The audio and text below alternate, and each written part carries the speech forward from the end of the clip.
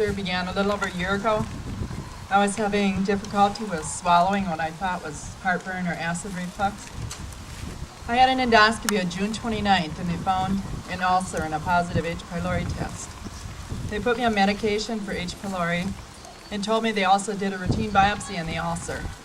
But they were sure it was benign because stomach cancer is most common in men over 60 and in Asian women. On July 3rd, I was in Alec with my sisters when my husband got a call from the doctor saying that my biopsy had come back positive. That was the start of the roller coaster that I've been on for the past year. I was diagnosed with adenocarcinoma, or stomach cancer. I went to the U of M for a consult, and on July 21st, when I was supposed to be here walking for the Relay of Life, I had surgery for removal of my stomach and some lymph nodes.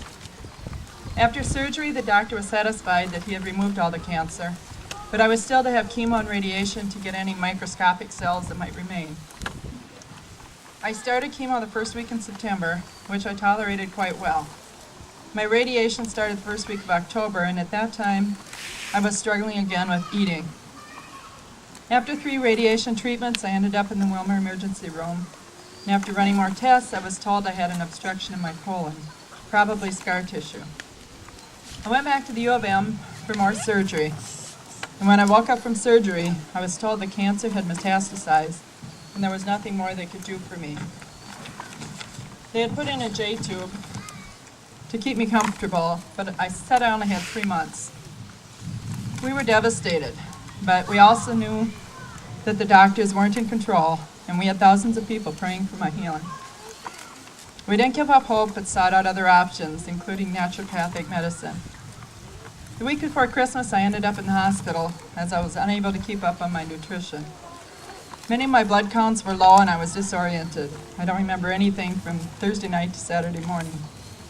I also filled up with fluid. They started me on TPN, which is feeding through IVs, and I finally started getting some strength back. I was in and out of so many doctors' offices and hospitals trying to figure out the best treatment option, even attempting to go to Texas. My sister-in-law, who'd been at my side through all of this, called one night and said, "We need to get you to the Cancer Treatment Center in Zion, Illinois, where they offer all these treatments under one roof. They work with chemo and radiation, but they also have the naturopathic treatment." We went to Zion on Monday, January 15, and by Thursday they had a plan for me, giving us renewed hope. They drained 40 pounds of fluid off me and started me on 2 types of chemotherapy, Taxotere and carboplatin. I returned every 3 weeks for treatment. My tumor markers dropped after the first treatment, and after 4 treatments, they were within normal limits, and the scans they did show no signs of cancer. They still continued with treatment, and I will hopefully have my final treatment the 1st of August. God has been so gracious in allowing my healing and in surrounding me with so many caring friends and family.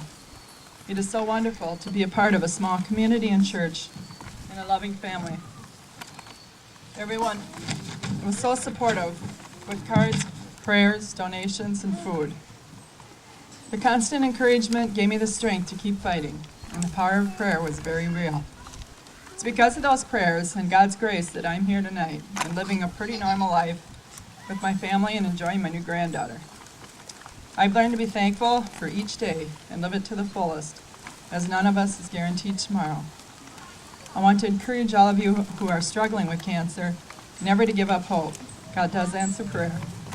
As the song says, "Many things about tomorrow I don't seem to understand, but I know who holds tomorrow, and I know He holds my hand."